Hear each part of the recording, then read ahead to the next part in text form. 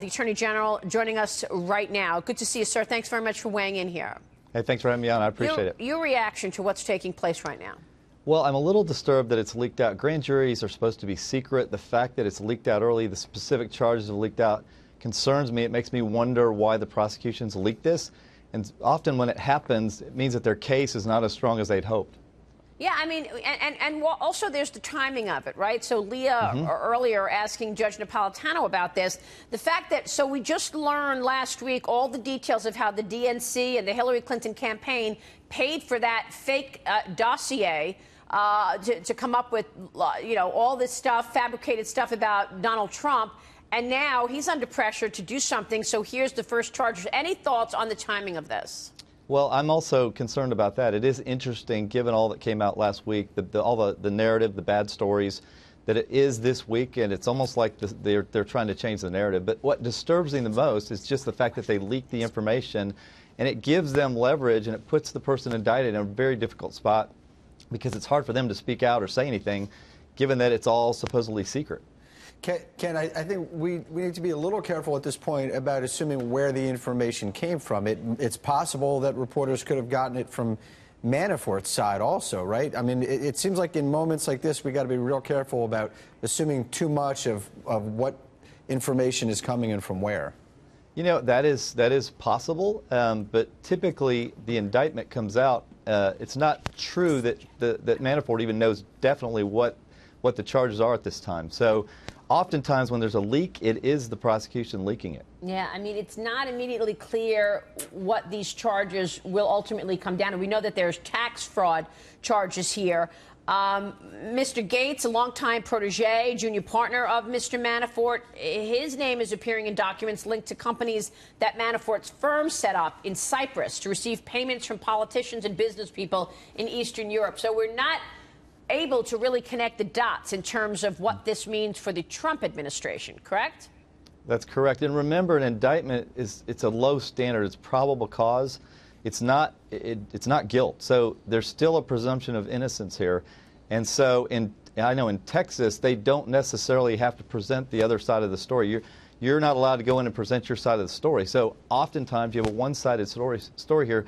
And after you've been indicted, people assume guilt, but the truth is there's a long way to go before someone is guilty.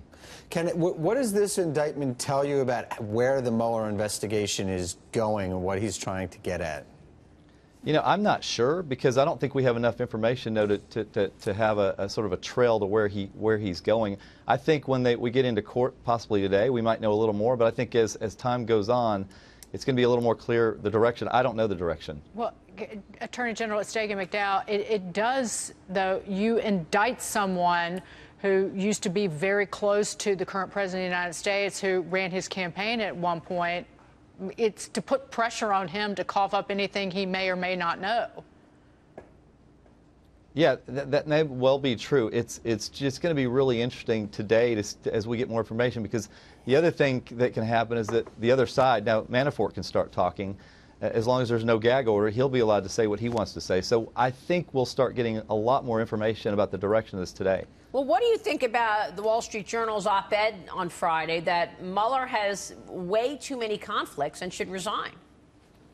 So say that, can you repeat that question? Yeah, the Wall Street Journal on Friday had an op-ed basically saying that given Mueller's position, formerly headed the FBI, his relations with the Department of Justice, is he going to really be equipped to go back and investigate his former colleagues? So, you know, they say, look, he should resign. What's your take on that? I wouldn't necessarily dispute that. You know, if there's any conflict of interest, this is such a politically charged case. It's as politically charged as it can get. If there's any slight idea that there's a conflict by the prosecutor, it's going to call into question the results and certainly the motivation for this case. Let me switch gears here, sir, because the U.S. Customs and Border Protection will soon begin testing the 8 border wall prototypes that have just been finished in San Diego. We want to ask you about the wall. Tests will be done to see how easy the concrete and the steel walls are to scale or to dig under. Attorney General, these walls may span the Texas-Mexican border. Have you seen them? What's your take on this? So I've not actually seen them in person, but I can tell you, I was in the legislature. We spent hundreds of millions of dollars on border security. So we have been crying out for help. And so the fact that we are testing things like this and that we're going forward, California may not be excited, but I can tell you in Texas, this will take a lot of the burden off the state, a lot of the cost off the state, and obviously, hopefully, be more effective. What are your thoughts on what this wall should really comprise? I mean, there's been a lot of talk about virtual wall. Do you think that this should incorporate some aspects of what a virtual wall would have? You know, I look back to the Berlin Wall that had listening devices so that authorities were sort of tipped off in advance if someone was trying to break through it. Do there need to be more aspects of this that are virtual and that will tip off authorities if someone's trying to get over, through, or under it? Oh, absolutely. I think that would also obviously have an impact on cost. But as we develop technology, as we have technology, I think there's no doubt that we should take advantage of the best technology.